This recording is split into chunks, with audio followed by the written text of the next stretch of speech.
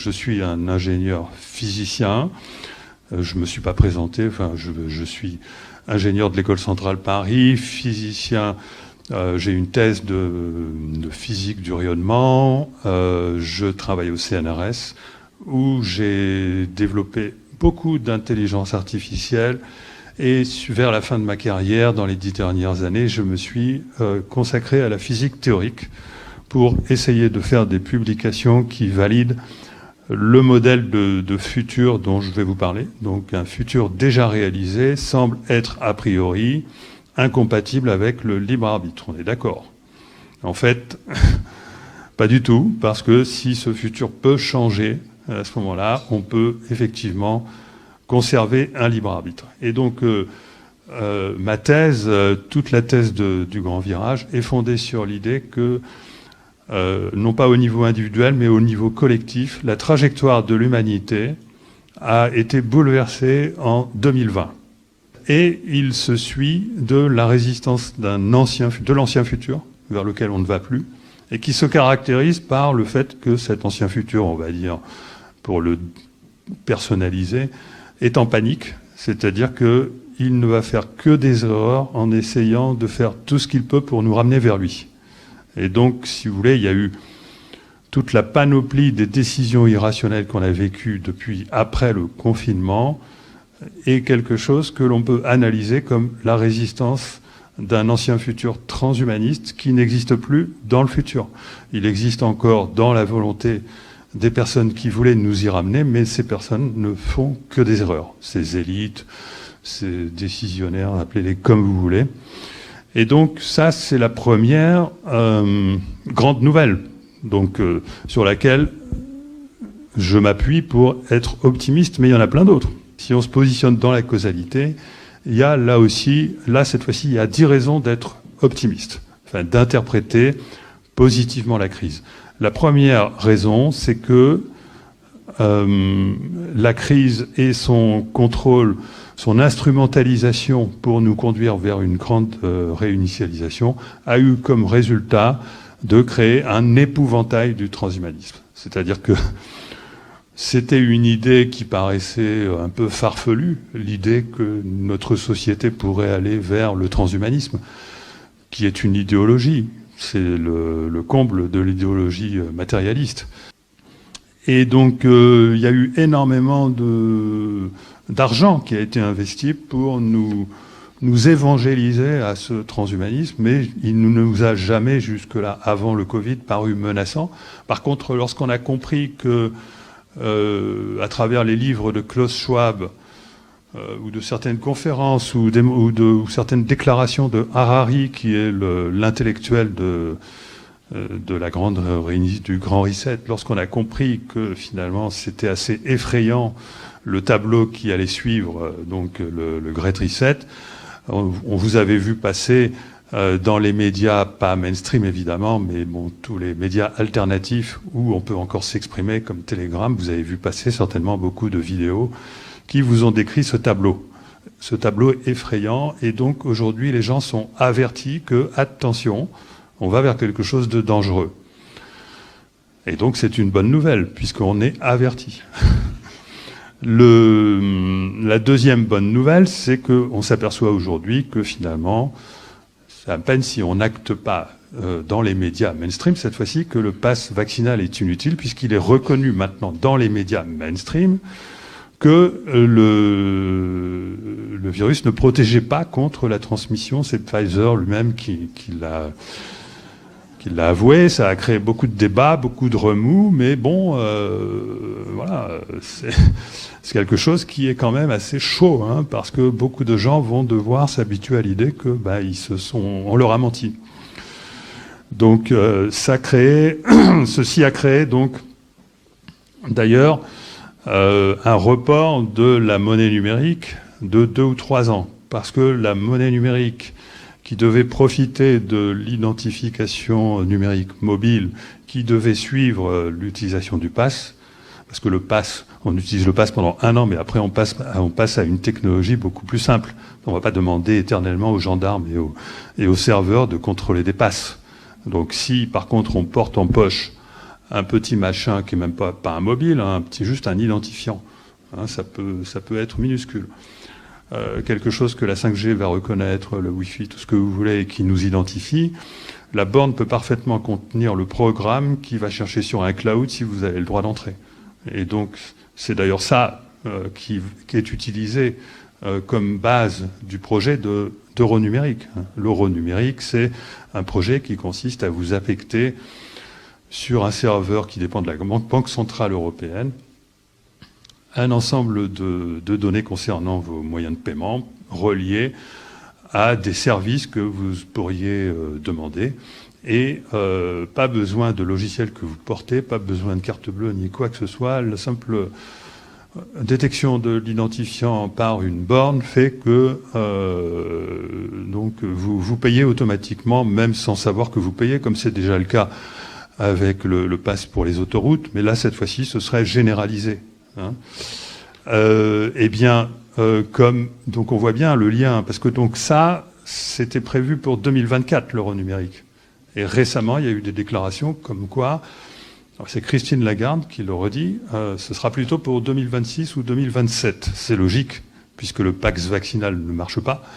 Ils vont peut-être réessayer, ou alors peut-être qu'ils comptent maintenant sur le pass énergétique, ou sur d'autres moyens de parvenir à cette monnaie numérique identifiante, contrôlante. Et donc c'est une bonne nouvelle. C'est retardé. Et je pense que la peur du système de contrôle va avoir l'effet contraire. Bon, quatrième bonne nouvelle, on s'est aperçu que si le virus revient, maintenant on a des médicaments qui sont très efficaces, puisque maintenant il est de notoriété publique que l'ivermectine et l'hydroxychloroquine fonctionnaient. Donc là, ça va être difficile à vivre pour tous ceux qui nous ont raconté le contraire, puisque maintenant c'est les publications scientifiques à ce sujet qui foisonnent. Raoult avait raison.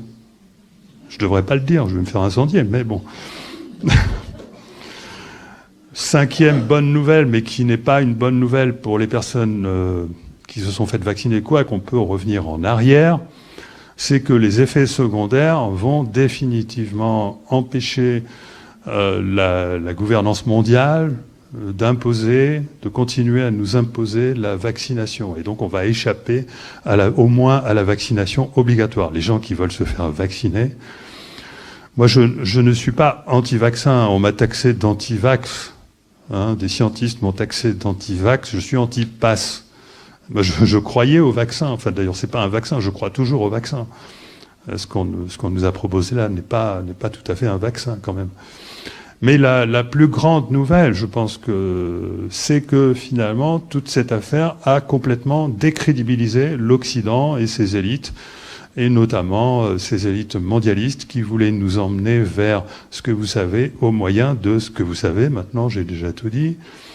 Et c'est ça qui a créé donc une scission chez les mondialistes. Même la Russie, même Vladimir Poutine était dans le club des mondialistes auparavant.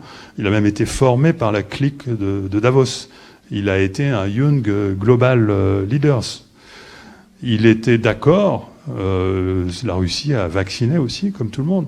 Il était d'accord pour ce projet mondialiste qui devait permettre d'arriver à une monnaie numérique mondiale où finalement on unifiait tous les moyens de paiement à l'aide d'un panier de monnaies où il y aurait eu l'euro, le dollar, mais aussi les monnaies russes et chinoises. Sauf que ça, maintenant, qu'est-ce qui s'est passé ? Il s'est passé un truc bizarre.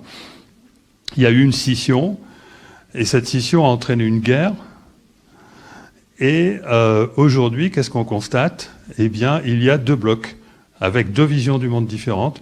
Une vision qui conserve la volonté unipolaire de gouverner le monde, qui conserve la volonté de créer un gouvernement mondial, et une vision du monde multipolaire, qui est celle aujourd'hui de la Chine, de la Russie et des BRICS. Cette décrédibilisation de l'Occident, c'est quelque chose qui est positif, parce qu'on a absolument besoin de sortir du paradigme qui voulait nous conduire vers une société transhumaine. La huitième raison d'être optimiste, c'est que du coup, comme on a fait cette grosse bêtise en plus, bon, à cause des Américains qui ont détruit c'est nous les Américains, c'est pareil. Hein. on a bousillé les oléoducs, enfin les gazoducs. Bon, on s'est mis dans une situation, je ne sais pas trop si c'est calculé d'avance ou alors si c'est calculé, c'est pour créer un effondrement financier, c'est pour faire croire que l'effondrement financier, il est dû à la Russie, je pense. Bon, enfin, je ne sais pas trop pourquoi, mais en tout cas, cet appauvrissement généralisé du fait de l'inflation qui s'annonce est une bonne nouvelle, parce que on a besoin de beaucoup moins consommer. Et c'est bien que là, l'Europe soit en avance sur tous les autres. On est en avance sur...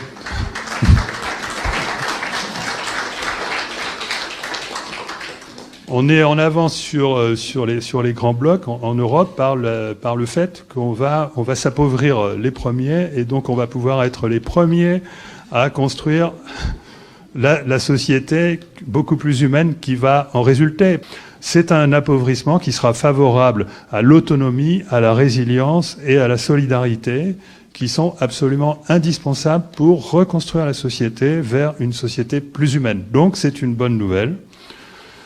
Nous allons redécouvrir les facultés de l'humain grâce à la science qui va petit à petit, parce qu'aujourd'hui elle est quand même un peu piteuse, donc il va falloir tirer le son du fait que le CNRS et l'université se sont couchés devant des mesures irrationnelles. Il va falloir tirer le leçon.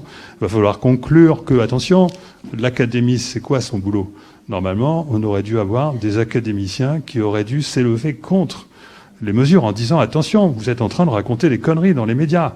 On a juste eu des médecins très courageux comme Perron et comme Raoult et bien d'autres qui ont fait ce boulot, mais on les a marginalisés. Ils n'auraient pas été marginalisés si c'est toute l'institution qui avait été un bien meilleur porte-voix.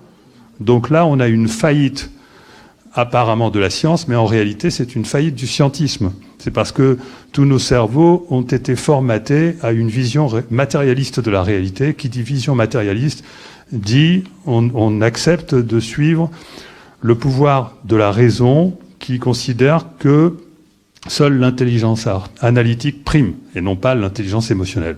Les scientifiques, comme vous le savez, considèrent que les émotions, c'est de la chimie du cerveau. D'accord ? Là-dessus, vous allez voir, ils ont vraiment complètement tort parce qu'on est en train de découvrir aujourd'hui des pouvoirs extraordinaires que les médias attribuent au cerveau alors qu'il faut plutôt les attribuer à la conscience. On verra que la conscience est non locale. Et donc, voilà. Et la 10e raison d'être optimiste, c'est le message essentiel de mon livre, et c'est là-dessus que je vais travailler pendant les années qui viennent, que je vais tout expliquer, que je vais même faire des calculs s'il le faut, c'est le fait qu'on crée son futur par nos pensées, portées par la vibration de nos émotions. Et ça, c'est très, très, très important. Les scientifiques pensent que c'est des conneries. Ils ont tort. Parce que moi, je suis très, très, très compétent. En tant que physicien, j'ai bien localisé l'affaire. Je suis un mécanicien. Je suis quelqu'un qui est complètement à fond dans le mécaniste. Et parmi les mécaniciens qui sont capables de faire des calculs pour étudier à fond la mécanique, je pense être parmi les meilleurs. D'accord ? Donc ça, je l'ai démontré, j'ai même été primé pour ça, et j'ai fait des publications, non seulement donc des applications qui m'ont amené à des récompenses, mais aussi j'ai fait des publications dans les plus grandes revues de physique pour montrer que nous vivons non pas dans un univers avec un futur déjà réalisé qui serait unique, c'est-à-dire pour montrer que le déterminisme est faux et que nous vivons dans une réalité avec un seul futur actuel, mais en réalité de multiples potentiels. C'est-à-dire nous avons un arbre de vie devant nous. La mécanique est juste, mais seulement à court terme. Plus les systèmes sont complexes, plus la mécanique ne peut fonctionner que à court terme. Et au-delà, c'est autre chose qui détermine le futur. Et vous verrez, j'essaierai de vous expliquer pourquoi ces autres choses qui créent le futur, ce sont des vibrations du vide. Je vous expliquerai ce que c'est. J'essaierai de vous expliquer ce que c'est que des vibrations du vide. à des vibrations infinitésimales. C'est pourquoi on n'arrive pas à la détecter. Et à les détecter. Alors qu'est-ce que c'est que le vide? Le vide, on peut l'appeler espace vide, on peut l'appeler éther, on peut l'appeler de différents moyens. Et en fait, ça correspond tout simplement à la conscience. Parce que, en fait, l'espace n'existe pas et que l'espace est généré par la conscience à partir d'un univers d'information. Et aujourd'hui, en physique, c'est le modèle holographique qui séduit les physiciens qui nous l'apprend.